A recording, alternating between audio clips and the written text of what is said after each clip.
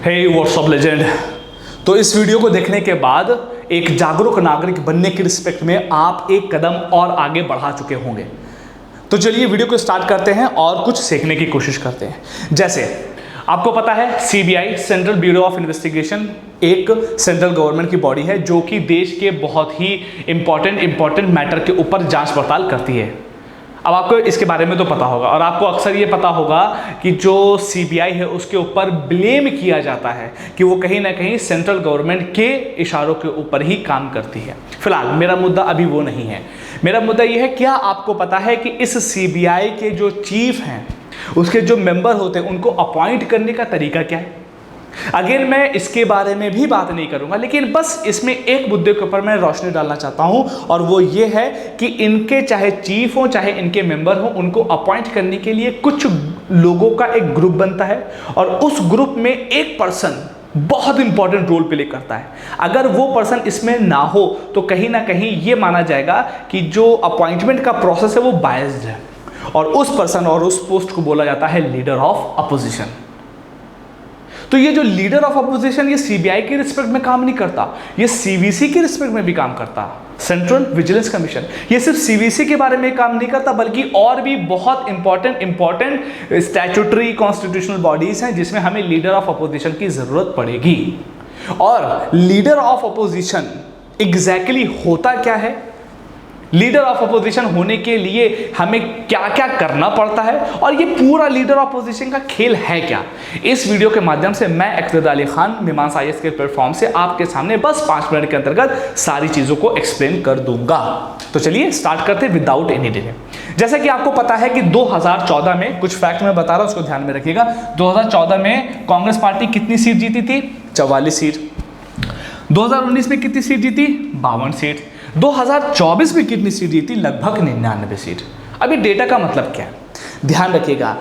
Leader of opposition बनने के लिए एक कंडीशन है कि जो भी सिंगल लार्जेस्ट पार्टी जो भी जनरल इलेक्शन में लोकसभा की टोटल स्ट्रेंथ का 1/10 सीट अगर लेके आई होगी तब ही उसी पार्टी के एक पर्सन को लीडर ऑफ अपोजिशन बनाया जा सकता है। और आपको पता है लीडर ऑफ अपोजिशन होता है और एक होता है लीडर ऑफ द हाउस। तो leader of the house Lok Sabha में प्रधानमंत्री को बोलते हैं, तो प्रधानमंत्री के सामने खड़े होने वाला जो पर्सन होता है उसी को हम लोग लीडर ऑफ अपोजिशन बोलते हैं। तो प्रधानमंत्री के अगर सामने खड़ा होने वाला है ना तो उसका कुछ तो भौकाल होना चाहिए। तो क्या रूल है कि कोई भी पर्सन सिंगल लार्जेस्ट पार्टी जो कि टोटल लोकसभा की सीट का 1/10 सीट पाई हो। अब जैसे लोकसभा में कितनी सीट है? 543 है, तो इसका 1/10 कितना हो गया? 54.3। अब एक आदमी को आधा तो काटेंगे नहीं, तो 54 की जगह हम कितना मान लेते हैं? 55। अगर कोई सीट जीते होगा तभी उस पार्टी से किसी एक बंदे को लीडर ऑफ अपोजिशन बनाया जाएगा। अनफॉर्चुनेटली 2014 के इलेक्शन में कोई भी पार्टी ऐसी नहीं थी। उसके बाद 2019 में भी कोई भी पार्टी ऐसी नहीं बनी, चूंकि जो सिंगल लार्जेस्ट पार्टी थी वो कांग्रेस थी। उसने कितनी सीट जीती थी? 52। लेकिन अब की बार ऐसा नहीं है। अब की बार 400 पार तो नहीं हुआ, लेकिन जो राहुल गांधी जी हैं वो लीडर ऑफ अपोजिशन की रिस्पेक्ट में कहीं ना कहीं एक मजबूत प्रतिपक्ष के लीडर के रूप में निकल के आ रहे हैं, क्योंकि हमें चाहिए कितने थे? 55। मिल कितने गए? 99। तो एग्जैक्टली लीडर ऑफ अपोजिशन होता क्या है उसके बारे में मैं कुछ बातें यहाँ पर मैंने पीपीटी में मेंशन कर दी हैं। अब जैसे देखिए, जो मैंने कंडीशन बताई कि टोटल लोकसभा का 1/10 उसको होना चाहिए और लगभग कितनी सीट आनी चाहिए? 55 सीट एटलीस्ट उसके पास होनी चाहिए। ये बेसिक सा फैक्ट है, पहला फैक्ट। दूसरी बात ये, जो लीडर ऑफ अपोजिशन है उसको 1969 में सबसे पहले रिकॉग्नाइज किया गया था। 1969 से पहले कोई भी ऐसी पोस्ट अवेलेबल नहीं थी। और ध्यान रखिएगा, ये जो पोस्ट है कॉन्स्टिट्यूशनल पोस्ट नहीं है बल्कि ये एक स्टैट्यूटरी ऑफिस है। स्टैट्यूटरी का मतलब क्या है? जब कभी कोई भी चीज संविधान के अंदर हो, कोई भी बॉडी का जिक्र संविधान में किया गया हो, जैसे इलेक्शन कमीशन ऑफ इंडिया, वो आर्टिकल 324 से लेकर 329 के बीच में बात की गई है। लेकिन जब कभी भी किसी भी बॉडी को संविधान के अंदर मेंशन ना किया गया हो बल्कि पार्लियामेंट के द्वारा एक लॉ बनाया गया हो और उस लॉ के तहत उसके बारे में बात की गई हो, तो ऐसी बॉडीज को हम लोग स्टैट्यूटरी बॉडी बोलते हैं। और वो कौन सा लॉ था? वो वो लॉ है salary and allowances of leader of opposition in the parliament 1977। It means leader of opposition के बारे में कॉन्स्टिट्यूशन में स्पेसिफिकली नहीं मेंशन है, उसको जो लीगल बैकिंग मिली है वो एक स्टैट्यूटरी लॉ के जरिए से मिली हुई है, और वो लॉ कौन सा है, salary and allowances of leader of opposition in parliament act 1977। तो इसकी ये लीगल बैकिंग हो गई। अब उसके बाद कुछ फैक्ट और मैंने भी यहां लिखे हुए हैं। अब होता क्या है, जो स्पीकर होते हैं वो किसी भी पर्सन को, हिम और हर को लीडर ऑफ अपोजिशन अपॉइंट करते हैं, ध्यान रखिएगा, उसको रिकॉग्नाइज करते हैं। कौन बनेगा, वो पार्टी, वो सिंगल लार्जेस्ट पार्टी जो कि टोटल लोकसभा की सीट का 1/10 जीत के आई हो, मतलब कि कम से कम 55 सीट जीत के आई हो।